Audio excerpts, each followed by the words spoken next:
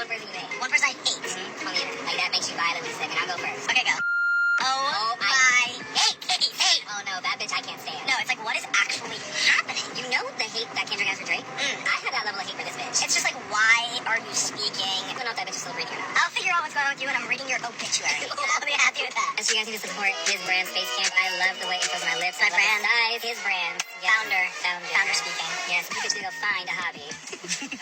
Okay, so obviously I was tagged in that video a few 100,000 times, and I have to be honest, I'm extremely tempted to sit here and be very petty and show you guys screenshots of larray DMing me a few months ago saying that he loved my content and even called me a genius. 100% his words, not mine. I would never say that about myself.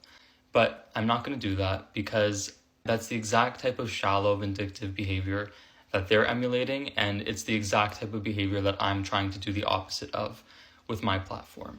But I am going to say something that I don't think either Larray or Nick Cerniola will honestly grasp in this exact moment, but maybe in 30 years when they look back on this temporary celebrity experience that they've had, they may understand.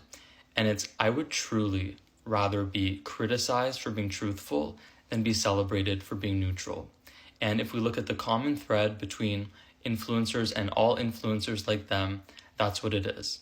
They employ highly generic public personas that are specifically engineered to have mass appeal, to be very inoffensive, and to never really provoke any thoughtful discussions or any thought at all. What they offer the world is meaningless entertainment, and that's completely fine. There's obviously a market for that, but we need to understand exactly what it is in order to understand the real reason that they hate me. They don't hate me because I'm really mean or because I call people ugly and disgusting, which they have, or because I wish death upon people, which they did in that video.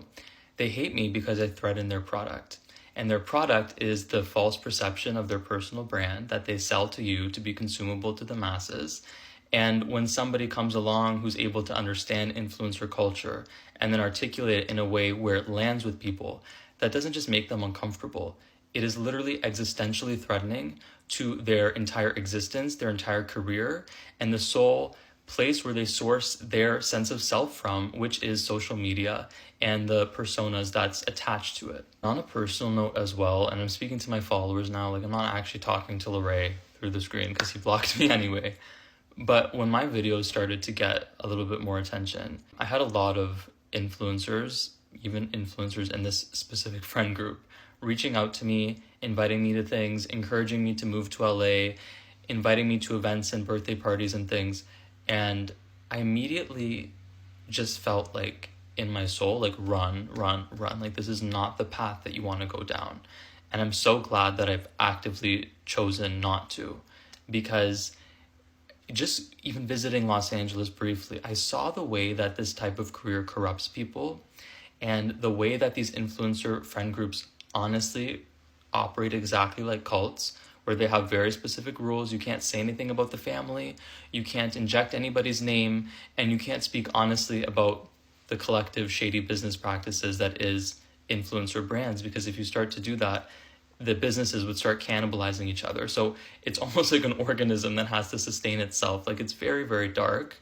And that's the real reason why I'm so triggering, because if you actually just look at a transcript of the words that I've said in every single video, I've never said anything that has not been substantiated with fact. And then to address the second part of that video where Larray said some bitches need to get a hobby, me being the bitch in that sentence, the irony of that statement is that social media is in fact my hobby. A hobby is something that you do on the side for fun, that you don't make money from. I've made $0 from TikTok. We do not have a creator fund in Canada. Therefore, this very much is my hobby. And the hysterical part of you saying that statement is that it exposes your own deep insecurity, because you can't afford to see social media as a hobby. It is your very existence. It's your lifeline. It's where you have made your millions of dollars from that have enabled you to possibly retire by the time you're 30 if you need to. And it's actually because this is my hobby, because I haven't monetized my account in any way. I've never accepted one brand deal from anybody. I've never made any money here. That's the exact reason why I'm able to show up so authentically, because every single time I open my mouth about a controversial topic, I risk losing followers. Every single time I piss off a new fan base, eventually, if I continue to do that, my account will inevitably die, and that's completely okay. It made my peace with that because it doesn't matter to me. This isn't where I source my value from. It's not where I source my income from. And then that's why influencers like them react in such disproportionate, hateful ways when someone like me threatens to dismantle the images that they've crafted, because it is their entire existence. It is all they have. So if we're keeping it real, it seems like Larray is actually the one that needs a hobby outside of social media, which is his entire career. And no, clout chasing does not count as a hobby, because that is also an activity that is part of being an influencer, aka his entire career. So that's just my 2 cents on the situation. I do not hate either of these individuals. I wish them both a long, happy, healthy, successful life, even if they don't wish it for me. But a word of caution is definitely to be very careful about the types of people that you idolize and the parasocial relationships that you develop with them. Because if they are capable of not only wishing death upon somebody, but videotaping that, editing it, and then blasting it out to 10 million people, just imagine what they're saying behind the scenes. Because oftentimes the types of personas that you are developing these parasocial relationships with could not be further away from who they actually are as human beings. And if you don't start realizing that now, you're going to be continuously disillusioned and disappointed with the types of people that we platform.